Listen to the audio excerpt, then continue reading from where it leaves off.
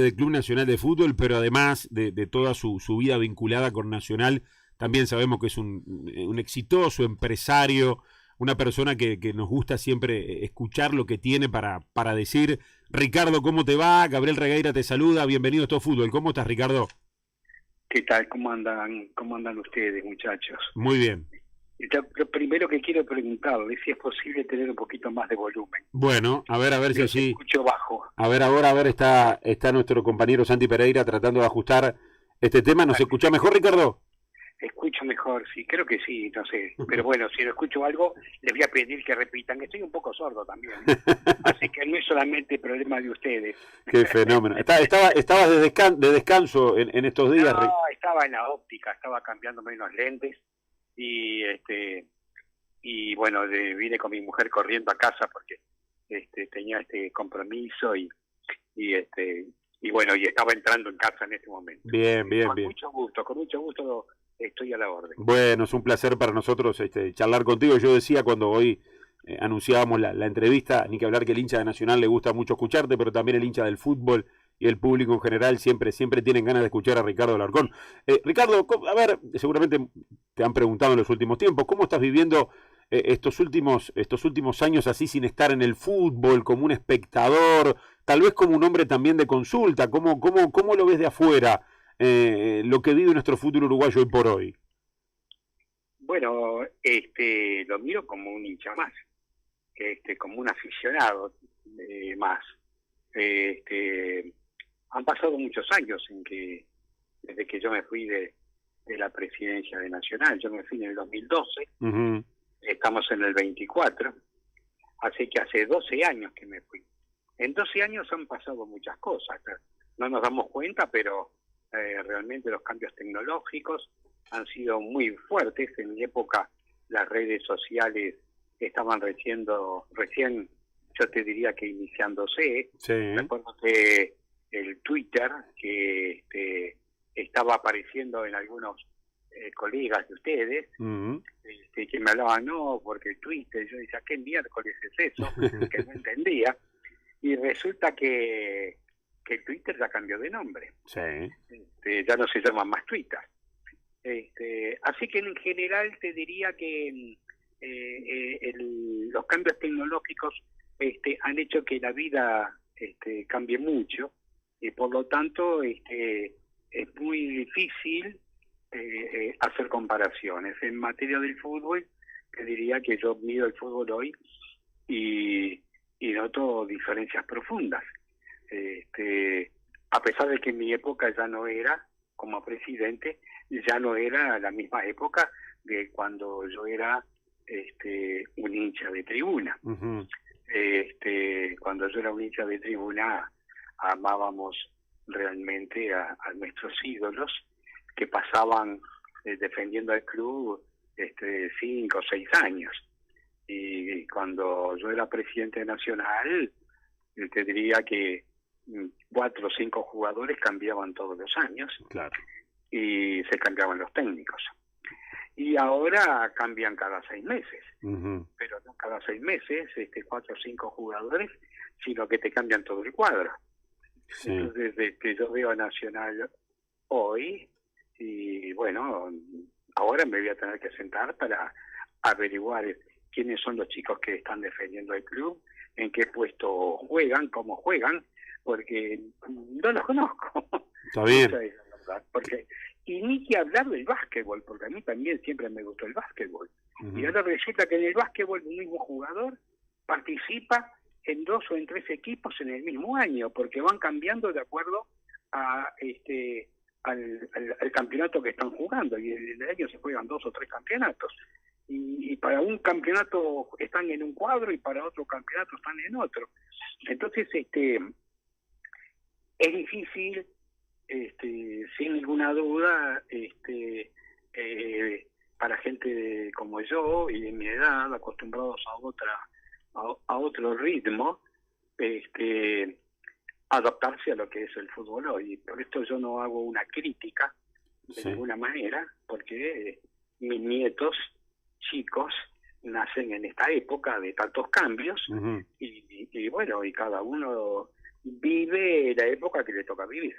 Ricardo, vos sabés que vos hace un ratito hablabas de ídolos, ¿no? Aquellos que vos veías cuando ibas a la tribuna, pero en estas épocas también Nacional tiene sus ídolos. ¿Qué te dejó aquella gestión que hizo en su momento José Fuentes cuando se tomó un avión y fue a buscar a Suárez? Vos como expresidente, si te hubiese tocado una situación similar, ¿no? Cuando de repente un jugador muy importante para el fútbol uruguayo y también para Nacional, que expresó y tuvo ciertos comentarios, cuando en aquel momento Fuentes, reitero, se tomó un avión y lo fue a buscar. ¿Cómo viste aquel momento?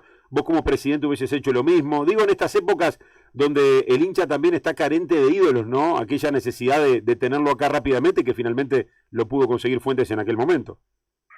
Bueno, fue algo extraordinario, porque fue de una gran valentía, porque cuando se tomó el avión y fue, no sabía cuál iba a ser la respuesta.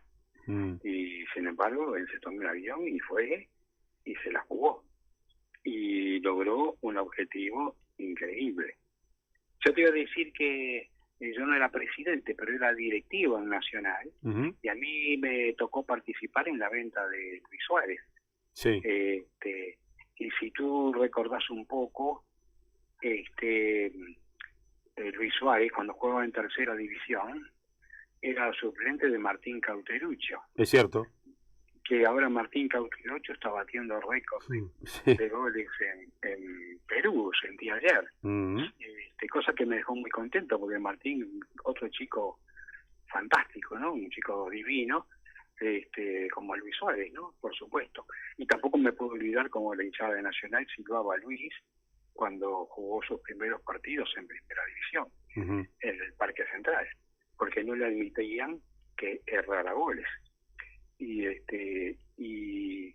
cuando Luis Suárez va de Nacional, era un chiquilín muy querido y aceptado, pero no era el ídolo en el que se transformó después. Porque obviamente se fue muy joven y se veía que iba a ser un gran jugador, pero nadie pensó que iba a llegar a ser lo que realmente fue. Probablemente, según dicen algunos, el mejor jugador delantero de la historia. Yo no he visto a grandes jugadores que hubo en el Uruguay y que también han quedado marcados en la historia, pero claro, creo que cada ídolo corresponde al momento en que está jugando, ¿no? Y a mí me pareció eso fantástico de José, porque fue tratar de traer un ídolo para el fútbol uruguayo, y para los hinchas de Nacional poder recuperar la mística, que eso es muy importante en cualquier institución. Y máxime en los niños, ¿no? En los jovencitos, claro, se ilusionan tanto, ¿no? Sí. ¿Y cómo lo ves hoy a Suárez en Estados Unidos, en este ya tramo final de su carrera? Bueno, me parece con una gran madurez. Hizo una labor fantástica en Brasil, explicando lo difícil que es jugar allá en esa liga tan complicada, con tantos viajes y jugando entre semana y fines de semana, soportando y llevando adelante con una gran resiliencia la lesión que tenía y que tuvo desde hace tiempo en su pierna, en su rodilla, y bueno, y pudiendo optar dónde quiere jugar, y también pudiendo optar dónde quiere vivir, según leí.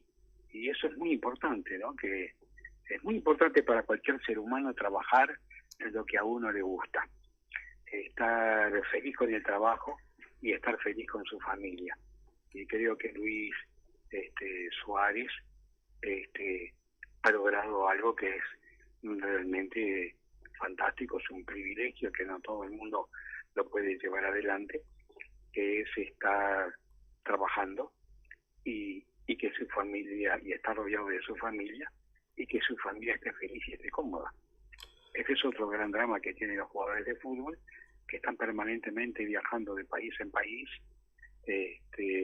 con las dificultades que significa para cualquier ser humano adaptarse a tierras nuevas, aprender el nuevo idioma, comprender a compañeros, entenderse con compañeros en un vestuario que tienen diferentes idiomas, y lo que es peor, diferentes culturas.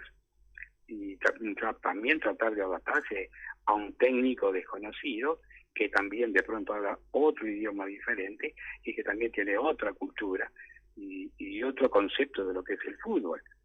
Entonces, amalgamar todo eso es muy difícil. Amalgamar todo eso durante toda una carrera deportiva es mucho más difícil. Porque Luis, en definitiva, prácticamente durante toda su carrera fue un triunfador. Vemos que hay muchos jugadores que se destacan en un medio y después en otro no tienen el mismo destaque. Uh-huh. Porque la adaptación es algo que los hinchas no nos damos cuenta, pero es un tema muy importante. Extrañar a la familia, extrañar a los amigos. Lamentablemente hemos visto jugadores que han caído en depresiones muy fuertes, que les ha costado la vida, y eso pasa por esto que estoy hablando ahora, ¿no? Lo difícil que es adaptarse. Clarito. Bueno, Luis lo ha conseguido, sí. Y bueno, hay que ponerse muy contento, no solamente porque es un ídolo como jugador, sino que como ser humano tenemos que tener la solidaridad de decir, bueno, acá tenemos una muy buena persona, con una familia muy linda, y que bueno, que está logrando un objetivo fantástico, que es el de ser feliz. Me sumo a la charla con Ricardo, a quien saludo, y con una anécdota que lo pinta, por lo menos de cuerpo entero, de algo que pudimos ver. El año pasado me toca entrevistar a Federico Lemos en el castillito del Parque Rodó, acerca del cine. Federico Lemos, director de Gonchi la película, Jugadores con Patente, Greg Mortimer. Bueno, y en el castillito del Parque Rodó, en un momento entra Ricardo Alarcón para ser testigo de esa charla. Después fue fundamental con las preguntas y esa charla con Fede. Pero, ¿qué quiero marcar con todo esto? Dos cosas. Primero, la inquietud de Ricardo, como es una persona que le encanta estar con muchas situaciones más allá de lo deportivo. Bueno, es muy inquieto con este tipo de situaciones. Y lo otro, Ricardo, y acá quiero poner el foco, los aplausos, el respeto de la gente que tiene contigo, sin importar los colores. Cómo se te respeta, cómo te aplauden, sin importar los colores. Me parece que en este país no es un tema menor. Bueno, yo realmente te agradezco lo que tú decís. También me avergüenza un poco que se haga público esto, pero es verdad, pero yo creo que parte de eso por el respeto que uno tiene por los demás. Cuando tú tenés respeto por la gente, lo lógico es que recibas el mismo respeto. Entonces, yo creo que somos todos los seres humanos iguales, nadie es más que nadie, y todos nacimos desnudos y todos nos vamos de este mundo desnudos. Entonces creo que una de las virtudes más importantes que el ser humano debe tener es la humildad, y además cuando te encontrás con alguien, el mejor saludo que podés hacer es sonreírle. Entonces, cuando tú tenés esa actitud, creo que recibís lo mismo. Lamentablemente hay gente que eso no lo ha aprendido, o que la vida ha sido muy dura y no le ha permitido recorrer estos caminos. A mí, la vida para mí también ha sido muy dura y tuve que aprender. Ha sido dura desde que nací, bueno, perdí mi madre con 2 años y con todo lo que eso significó. Y en la vida me ha costado mucho. Yo he tenido que trabajar con mucho esfuerzo. La gente dice que soy un gran empresario, pero nadie dice la cantidad de fracasos que he tenido durante toda mi vida, porque normalmente la gente habla de los triunfos y no de los fracasos. Pero los seres humanos vamos aprendiendo todos los días a vivir en este tránsito que uno sabe desde que nace que se termina en algún día, y por lo tanto es muy importante vivir el presente, recordarse el pasado para saber de dónde uno previene, pero no estar siempre pensando en qué va a pasar mañana, porque a lo mejor el mañana no llega nunca. Entonces lo importante es vivir el día de hoy vivir el día de hoy con el mayor optimismo, la mayor esperanza y tratando de que las piedras que se te cruzan y los momentos duros que te tocan vivir, sortearlos y tratar que dejen las menores huellas posibles. Claro, claro. La vida se trata de eso. Ricardo, recién hace un ratito con Gaby hablabas un poquito sobre tu pasado como dirigente y cómo estaba el fútbol y cómo era el fútbol en ese momento. Te pregunto por el fútbol de hoy, no dentro del campo de juego, sino por las circunstancias de la violencia, lo que ocurre, la policía sí, la policía no, las guardias de seguridad, los clásicos de local sin hinchada visitante. ¿Cómo vivís un poco todo esto que estamos viviendo los uruguayos? Con mucho dolor, porque todas esas preguntas que nos hacemos no deberíamos de hacerlas, porque nada de esto debería de existir. Esto existe porque se ha naturalizado una cultura de violencia, una cultura de falta de límites, una cultura de falta de respeto por el prójimo, y por lo tanto entramos en estas discusiones. ¿Hay que tener policías o no hay que tener policías? ¿Hay que sancionar o no hay que sancionar? Nada de eso ocurriría si la cultura de la población uruguaya fuera otra. Yo he viajado mucho y no veo por decir las cosas que veo por acá. Hay otros países que sí, hay en el deporte hay situaciones de violencia y demás en muchos lados, pero hay otros lados en que estas cosas no ocurren. Y cuando uno está en esas regiones y con una población que tiene otra cultura diferente, uno se baña de una sensación de paz, de libertad y serenidad que es increíble, y ahí se pone uno a pensar una cantidad de incongruencias que de pronto tenemos cuando naturalizamos situaciones de violencia. Por ejemplo, yo he estado en muchas playas en el mundo que no hay guardavidas. Y acá nos peleamos si tiene que haber guardavidas, si no tiene que haber guardavidas. Si yo he estado en playas fantásticas y no he visto un solo guardavidas. Y por lo tanto no hay esa discusión. Escuché ayer, recién vengo de un viaje, y escuché ayer algo así, pasar como que el Poder Ejecutivo estaba dando unas instrucciones a los padres cómo cuidar a los hijos, porque aparentemente hubo una serie de asesinatos de niños también por el tema del narcotráfico. Sí. Y no pude escuchar bien la noticia, pero me pareció un horror que el Poder Ejecutivo tenga que dar instrucciones a los padres de cómo cuidar a los hijos. Es inentendible. Entonces, ¿cómo puede ser de que caiga una pedrada a la cancha y que además el árbitro tuvo la mala suerte de estar allí, que le pegaran la cabeza? Pero si no hubiera pegado, es lo mismo lo horroroso. Pero lo horroroso es cómo a alguien se le ocurre tirar una pedrada y cómo eso se ha naturalizado. Porque en el momento que decimos, tenemos que poner seguridad para que nadie, para evitar de que alguien tire la pedrada, estamos atendiendo las consecuencias, sino las causas. Las causas es cómo un individuo puede tener en la cabeza la mentalidad tan retorcida para ocurrirse de tirar una pedrada para agredir a un desconocido. Esas son las cosas que a mí me parece que están mal en este Uruguay en el que estamos viviendo. Una sociedad debe de convivir en armonía. La sociedad debe convivir en paz. ¿Cómo es posible que nos estemos peleando si la ciclovía está bien o está mal? Y si anda un auto arriba una moto arriba de una ciclovía, que son cosas que no tienen sentido. Tú vas en la calle y lo primero cuando llegas a una esquina y cambia el semáforo es acelerar para agarrotear al otro que estaba parado al lado tuyo y salir primero en la ruta, y así es en general. O sea que más allá de las medidas que se toman, si son correctas o no son correctas. Si estás de acuerdo o no estás de acuerdo, creo que el tema es de otra profundidad.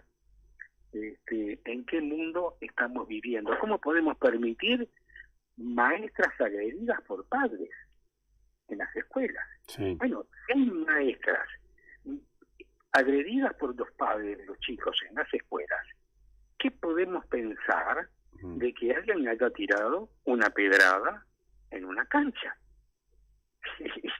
Porque a lo mejor el que tiró la pedrada en la cancha es el hijo de ese padre que agredió a la maestra cuando en la escuela, cuando él era niño.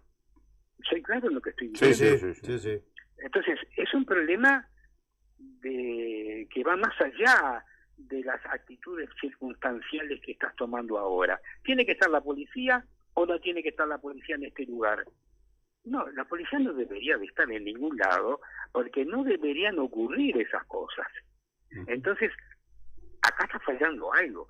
Está fallando en las bases en la que la sociedad está construyendo su manera de convivir. Eso es lo que está mal. Y lo que ocurre es que hay lugares en el mundo donde vos no tenés que cerrar la puerta con llave, de que vos no tenés que usar rejas. O sea, la gente mala está caminando libremente por la calle y la gente normal está presa adentro de sus hogares. Entonces, digo, esto que está pasando en el fútbol es simplemente un pequeño ejemplo de lo que le está ocurriendo a toda la sociedad. Porque que esté en las calles con basura, más allá de si se recoge la basura en tiempo y forma, está en la calle porque la gente es sucia. Claro. Porque vos no tenés que tirar la basura a la calle. Entonces, lo que está ocurriendo es un tema de una mayor profundidad que no se arregla con mayor iluminación, que no se arregla con mayores policías, que no se arregla con mayores alambrados. Yo cuando era presidente nacional dije, me quiero ir dejando el Parque Central sin alambrados. Y cometí un error porque no me di cuenta de que no podía dejar el Parque Central sin alambrados si el Estadio Centenario seguía con alambrados, si el resto de los estadios de los clubes de Uruguay seguían con alambrados. Porque lo que había que sacar no eran los alambrados del parque, había que sacar los alambrados de todos los campos de fútbol. Pero la violencia, esta situación, se ha naturalizado. Es normal que ocurran estas cosas. ¿Cómo puede ser posible que yo prenda la televisión a las 7 de la tarde y me tenga que bancar 3/4 de hora de noticias de policiales, de muertes, de crímenes, de horrores en la televisión? Eso es algo que es inentendible. En ninguna parte del mundo ocurren estas cosas. Entonces yo creo que acá, de una vez por todas, tenemos que tratar de decir, basta con la grieta que existe en el Uruguay, basta de escuchar a los políticos de un sector y del otro echarse las culpas. La culpa la tenés vos porque no hiciste en tu momento lo que tenías que haber hecho. No, la culpa la tenés vos porque ahora que estás en el poder no haces lo que dijiste que ibas a prometer. Basta con esas cosas, por favor. Es una mediocridad absoluta. Nadie tiene una propuesta de verdad y no se sientan a ponerse de acuerdo. Mira, yo en un momento dije, si la policía dice que un partido es de alto riesgo y entonces dice que se tiene que jugar con un pulmón o se tiene que jugar sin hinchadas visitantes, esos son remiendos. Si el partido es de alto riesgo, realmente no se tiene que jugar. Y punto. Si queremos realmente hacer cosas en favor, no del fútbol solamente, en favor de la convivencia entre los uruguayos, tener un país que realmente sea el país que en Uruguay había en una época. En una época, los niños podían jugar en la calle en paz. Ahora los niños no pueden jugar adentro de la casa porque aparece una bala perdida y los mata. Entonces, por favor, es importante que la gente reflexione. Y la reflexión va mucho más allá de si la policía está en la cancha y no entra en la tribuna, y si hay que ir con protección policial. Yo creo que con relación a esto que estoy hablando, tiene que haber gente experta, y tenemos que darle la derecha a los expertos, porque todos los que hablamos como lo que yo estoy diciendo hoy, somos unos chantas, porque yo no sé nada de combatir la violencia. Yo trabajé con la cultura nacional porque entendí que el fútbol era un excelente medio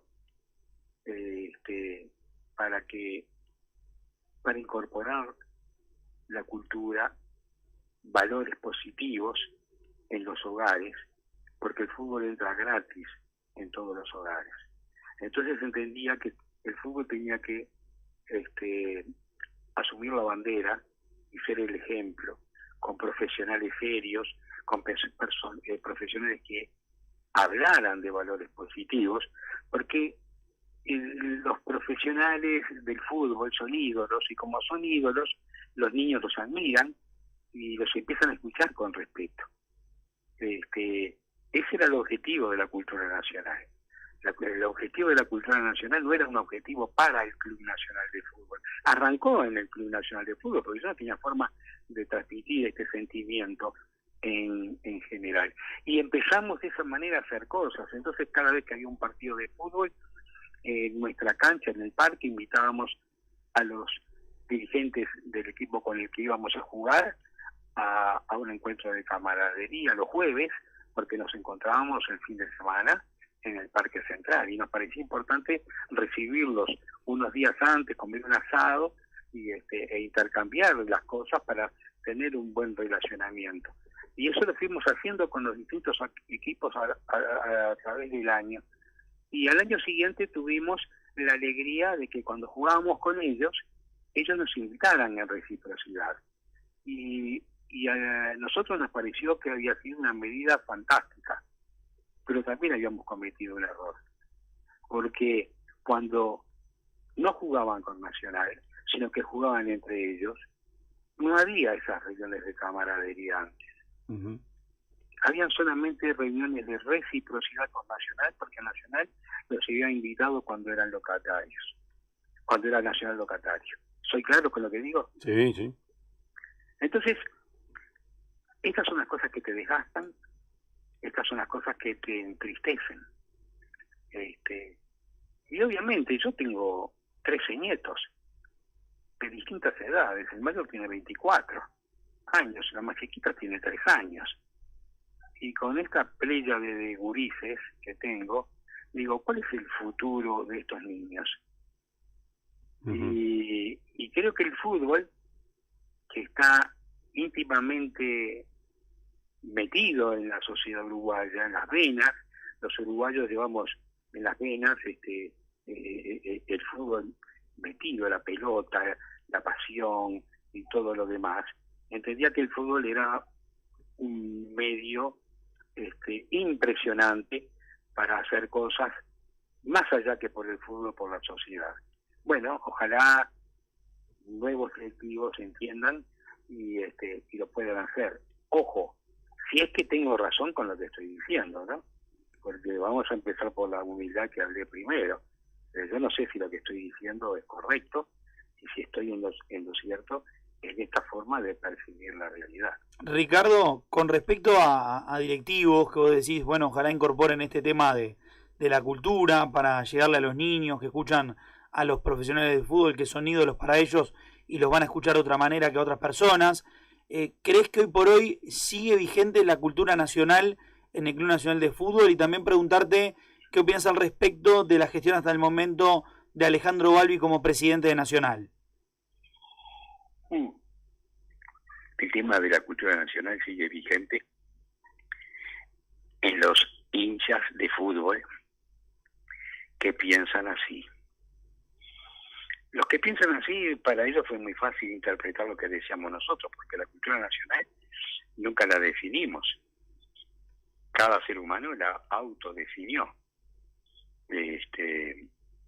Hubo algunos que la definieron con soberbia, otros que la entendieron realmente, otros que se dieron cuenta que no era un tema de Instituto Nacional de Fútbol lo que impulsábamos nosotros, sino que era un tema que trascendía a nacional. Entonces yo creo que la mayoría de la gente que tiene ganas de convivir en paz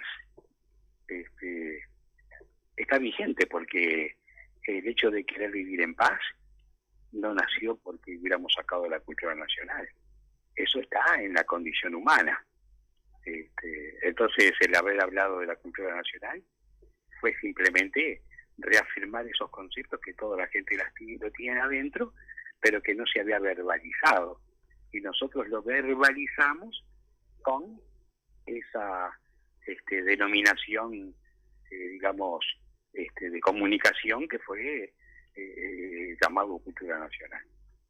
Así que yo creo que eso sigue vigente, por eso que hay muchos hinchas de Nacional que me hablan, por eso que me han querido periodistas, autores, escritores hablar. Yo tengo un libro que yo no lo quise publicar, que hablaba de todo esto, que lo hizo nada más y nada menos que el Lincoln Maitegui, que eso fue su libro póstumo, y que yo la verdad que me dio como vergüenza que hubiera un libro sobre mí, y lo tengo en casa en un bibliorato, no lo edité nunca. No di la autorización para editarlo, a pesar de que ya estaba pronto. Y a partir de allí he tenido varias propuestas, y bueno, y el año pasado tuve un chico escritor que permanentemente se estuvo entrevistando conmigo, pero terminé diciendo que no, porque no creo que... yo creo que muchas veces cuando uno escribe o dice estas cosas, a veces es mal interpretado por la gente. Ojo, no sé si esto será definitivo o no, ¿no? Uh-huh. A lo mejor dentro de un tiempo se me ocurre decir que sí y escribimos algo. Ojalá. Pero yo creo que está en todos lados, porque también tengo hinchas de otros clubes que me lo han dicho. Y me han dicho cosas que me río, ¿no? Porque usted debería de ser presidente de... Bueno, me han dicho hasta que tenía que ser presidente de Peñarol, las víctimas, cosas que me muero y que no me gusta transmitirlo, pero me lo han venido a decir. Pero yo creo que esto que yo estoy diciendo, la única virtud mía es decirlo, porque creo que la gente lo siente, creo que es algo natural, creo que todo el mundo siente esto. Lo que pasa es que en el fútbol se empezó a crear la cultura de la viveza. Nosotros queríamos ser los vivos del mundo y defendíamos la viveza criolla y nos enorgullecíamos por la viveza criolla. Y eso es la mentira más grande. ¿Qué es la viveza criolla? ¿Que los demás son todos pajarones en el mundo? Un país que tiene solamente 3 millones de habitantes. Solamente 3 millones de habitantes. No somos nada en el mundo. La gente no nos conoce, no sabe dónde está el Uruguay. El Uruguay está en el abismo del mundo. Agarren un globo terráqueo y fíjense dónde está ubicado el Uruguay. Miren, allá en el extremo sur de América del Sur, allá abajo. Nos tiramos al agua y nos perdemos en el horizonte, en el agua, y desaparecemos. Y nadie se entera. Y nosotros pensamos que el mundo gira alrededor del Uruguay. Sí. Un poco más de humildad, muchachos, un poco más de humildad. Eso es lo que tenemos que tener los uruguayos. Basta de soberbia. Tengamos humildad y tengamos respeto. Entonces, yo creo que se trata de eso, ¿no? Se trata de caminar de otra manera, de caminar con más serenidad, de ser más respetuosos y salir adelante. Ricardo, sí, los dirigentes actuales de Nacional, yo les doy todo mi apoyo, porque son los dirigentes de mi club y son los que tienen la responsabilidad de llevar adelante la institución en un momento tan difícil como es que estoy contando a mi juicio, ¿no? Lo que a mí me parece que es el tiempo en que estamos viviendo. Entonces yo creo que deben de estar haciendo el mayor esfuerzo y se equivocan como me equivoqué yo y como se equivoca todo el mundo, y aciertan de la misma manera. La clave no es equivocarse, la clave es tratar de tener más aciertos que errores. Entonces yo realmente apoyo y deseo que salgan adelante, porque bueno, ellos tienen que ser los responsables de llevar la institución adelante, y con el peso que tiene sin duda alguna el Club Nacional de Fútbol en el concierto en el fútbol uruguayo, tiene que la responsabilidad de tratar de llevar al fútbol uruguayo por la mejor senda. Al chino Álvaro Recoba, que vos lo tuviste como jugador en tu presidencia en Nacional, ¿cómo lo ves como técnico de Nacional hoy por hoy del primer equipo? Bueno, lo primero que tengo que decir del chino que tengo el gran placer y el gran orgullo de ser amigo. Es un excelente ser humano. La calidez y la humildad que tiene el chino Recoba es digno de admiración. Es un hombre franco, un hombre sincero, otra virtud muy importante en los seres humanos, o sea que desde ese punto de vista tengo ese placer y ese orgullo de contar con su amistad. Cuando yo estuve pasando por un momento muy difícil de salud, yo estuve un mes al borde de la muerte, ¿no? Internado en el CTI, cuando adquirí el COVID antes de que estuvieran las vacunas. El chino estaba permanentemente, él y su familia, al lado de mi señora y preguntando permanentemente por mi estado de salud, y me sentí, después yo no me enteré, ¿no? Pero al salir de ese momento tan difícil, sentí que el chino, como tantos otros amigos, nos habían arropado, ¿no? Fundamentalmente a mis seres queridos, porque yo estaba internado y por lo tanto era ajeno de todo esto. Y ya que me preguntan por el chino, no puedo dejar de decir esto, que para mí es lo más valioso.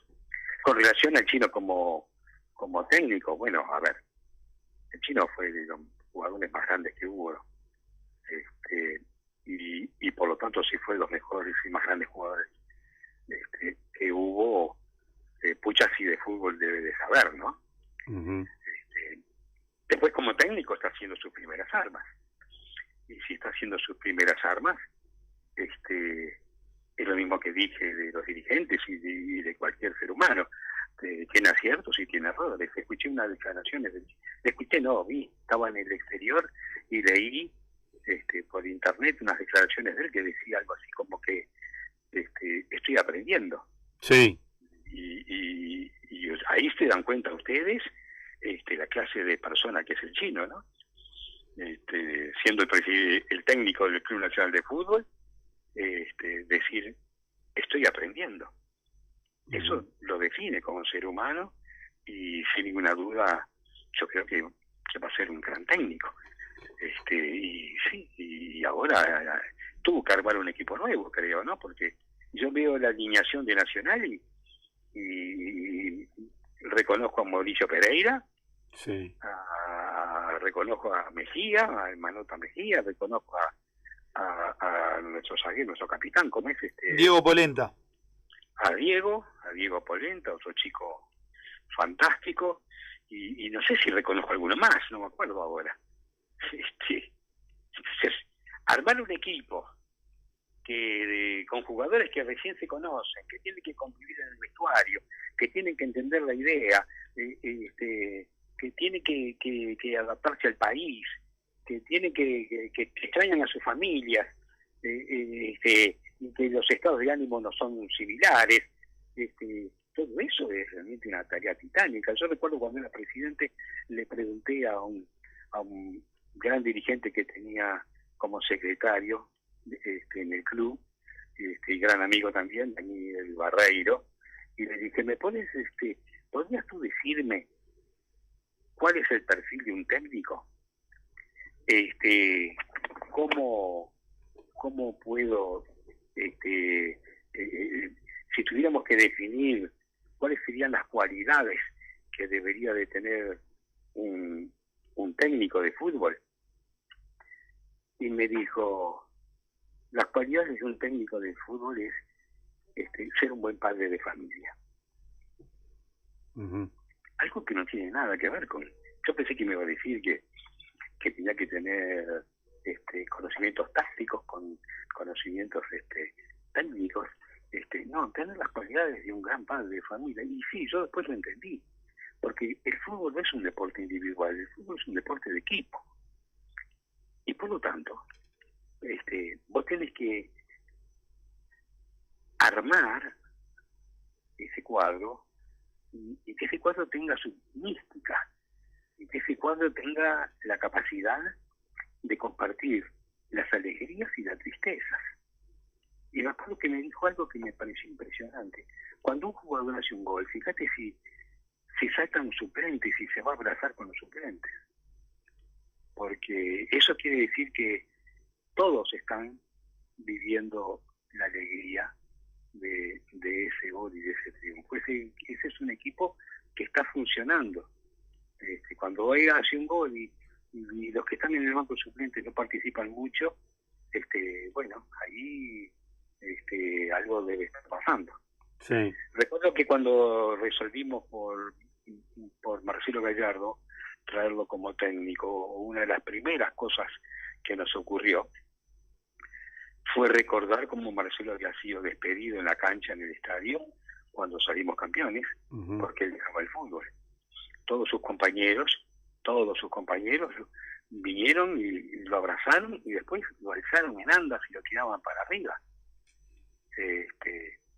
Eso refleja el sentimiento de alegría, de respeto y de amistad. Clarito. Y a pesar de tener esa amistad con esos compañeros que lo agarraron y lo tiraron para arriba por las nubes, él supo tener, no perdió en ningún momento lo que significó tener autoridad con esos propios compañeros cuando le tocó ser técnico. Sí. Entonces, estas cosas son valores muy importantes que hay que recapacitar y que no todo el mundo tiene, ¿no? Ricardo, por eso nos triunfan y otros no. Sí, ya, para ir cerrando, por la verdad estamos abusando mucho de tu tiempo, por más que la charla contigo siempre es muy linda. Hoy a la mañana, aquí en Cargo Deportivo, en Minuto 1, habló Hugo de León, que creo que fue ayer que estuvo de cumpleaños. Y dejó una... No entendí. Hugo de León Sí, estuvo dialogando hoy a la mañana aquí en la radio. Y dijo una frase que es un tema delicado pero contundente para mi entender. Dijo así, lo voy a leer textual: no quiero pensar la angustia que tenía Waldemar por Victorino para tomar la decisión que tomó. Y él dijo además, si no te preparas para 40 años de vida después del fútbol, el responsable es uno, no el club por todos los jugadores. ¿Qué te deja esta frase? Bueno, hay mucha gente que toma esa decisión, ¿no? Si tú sos empleado bancario y tomás la decisión de autoeliminarte, el banco no tiene la culpa.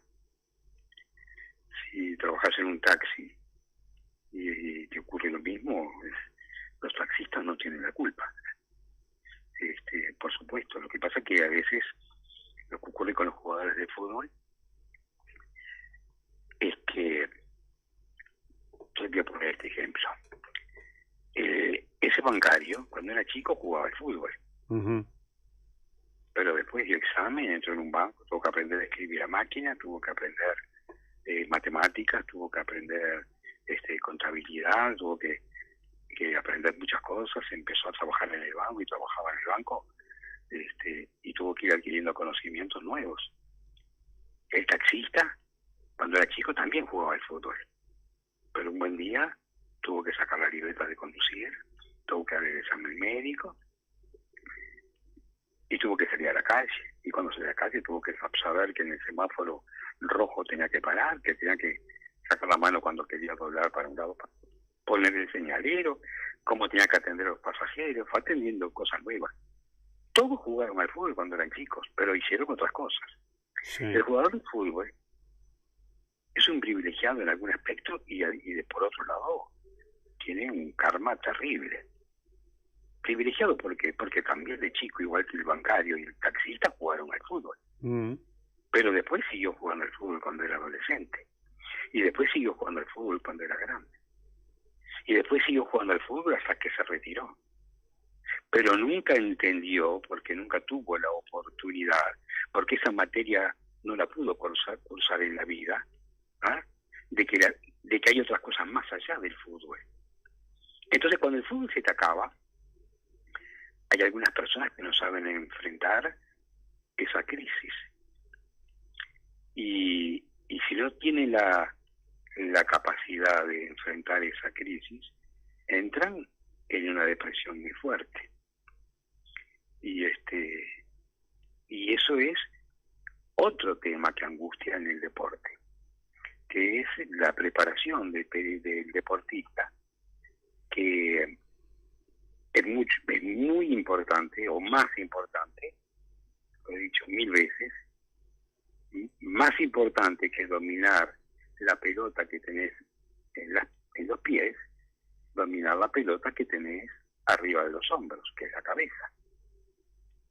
Y lamentablemente a muchos chicos, desde que son jóvenes y desde que son niños, los padres quieren que toquen el cielo con las manos en Europa, en México y demás, y no se preocupan de que estudien, no se preocupan de que de explicarles que la vida es más allá de eso. Los representantes enseguida empiezan con relojes, con anillos, con autos. Los chicos cambian de auto y cada vez son autos más grandes. No le dan valor al dinero porque lo reciben muy fácilmente. Están rodeados de mujeres y después tienen hijos por todos lados. Desaparecen hijos que ni se acuerdan ellos si compartieron y si pueden ser hijos de ellos o no. Y les toca la fama. Pero la fama también se termina. Y si no estás preparado para cuando la fama se termina, se te termina la vida. Sí. Y lo de Valdemar es algo que me causó un dolor enorme. Enorme. Yo a Valdemar lo veía cada vez que iba al parque en los últimos años cuando iba a votar, porque no lo veía en otro momento. Yo después que me fui en el 2012 dejé de ir porque resolví como presidente que no quería seguir yendo porque me parecía que cada vez que yo estaba, indirectamente estaba ejerciendo influencia, porque la gente me consultaba sobre cosas y yo no quería decir no opino, porque si uno dice no opino, la gente piensa que de pronto uno está en contra. Y si opina, dice, este está a favor, ¿y por qué está a favor? Y entonces, para eso prefería alejarme. Me pareció que era lo mejor que podía hacer por Nacional, y no estar allí presente. Pero lo del chino, lo de Waldemar me causó un dolor en el pecho terrible, totalmente inmerecido. Pero no se olviden del Morro. Sí, claro. Sí. Yo al Morro lo vi prácticamente nacer. Hay muchos casos, sí, ni que hablar. Porque cuando falleció el Oreja, Rodríguez, en aquel accidente de tránsito, que yo era presidente de Nacional, a la Oreja lo llevan al CTI de la Española. Sí. Y en el CTI de la Española trabajaba una enfermera divina que era la mamá del Morro. Y ahí pude conocer a una madre que luchaba sola por sus hijos y cómo luchaba para que su hijo, el Morro García, estudiara y anduviera por el buen camino. Sí. Entonces, situaciones así como el de Waldemar y Victorino, lamentablemente en el fútbol hay muchos, y creo que ahora están habiendo más. Sí, lamentablemente sí. Y creo que eso no tiene nada que ver con el fútbol, ¿no? Clarito. Ricardo, la verdad que una charla preciosa, hay muchos temas más para hablar contigo, se nos va el programa, es un placer dialogar con vos, te mandamos un abrazo, te agradecemos este rato y bueno, queda cuenta de otras charlas. Que tengas buena tarde, Ricardo, gracias por estar en Esto Fútbol. El agradecido soy yo por haberme invitado y por escuchar, y mis disculpas porque de pronto dije algún disparate que no correspondía. Tranquilo. Y mis disculpas también porque yo no sé si todo lo que dije es correcto, pero para mí también fue un honor y un gusto hablar con ustedes. Un abrazo grande, buenas tardes. Un abrazo. Allí estaba Ricardo Alarcón, ¿no? Una persona que siempre es disfrutable escuchar. Por la claridad conceptual que sí, tiene, claro, ¿no? Claro.